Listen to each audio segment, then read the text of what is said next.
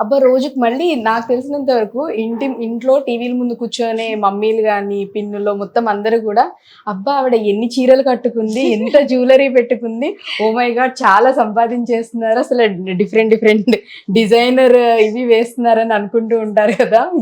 నిజంగానే ఆబ్వియస్లీ. అంటే అంత సంపాదించేసారని అనుకుంటూ ఉంటారు. హ్మ్. ఆర్టిస్ట్‌కి ఏంటంటే, మనం ఎంత సంపాదించినా స్క్రీన్ పైన కనిపించాలి కాబట్టి, ఎంత అందంగా కనిపిస్తే అంత ఆ! ప్రజలు మనల్ని అభిమానిస్తారు కాబట్టి, ఎంత సంపాదించినా అందులో సో, ఖర్చవుతూనే ఆన్ ఉంటాయి. చేసిందంతా మెయింటెనెన్స్‌కే. యాక్చువల్లీ ఇది నిజం కదా! ట్రూ.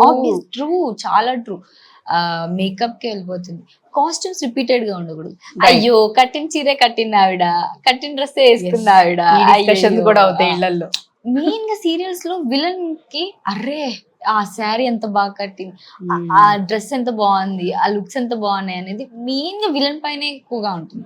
సో, అవును. విలన్ రోల్స్ ఎంత అట్రాక్టివ్‌గా రెడీ ఎంత ట్రెండింగ్‌గా ఉంటేనే హ్మ్. మనం గూడా అంత ట్రెండ్‌లో అంత ఉంటాం. ట్రెండ్‌గా సీరియల్ కూడా హ్యాపీగా కొనసాగుతుంది. హ్మ్. కాబట్టి ఎంత సంపాదించినా అంటే ఇటు మనం తిన్నది అరగాల్సిందే అన్నట్టుగా ఎంత సంపాదించింది కూడా అరిగిపోతూ మళ్ళీ ఉంటుంది సీరియల్స్‌లో. సంపాదించిందంతా దీనిలో పెడుతూనే ఉండాలి. సో, ఇదొక నిరంతర ప్రక్రియ. కంటిన్యూ ప్రక్రియ అవుతూనే ఉంటుంది. దీనికి ఎండ్ అనేది ఉండదు.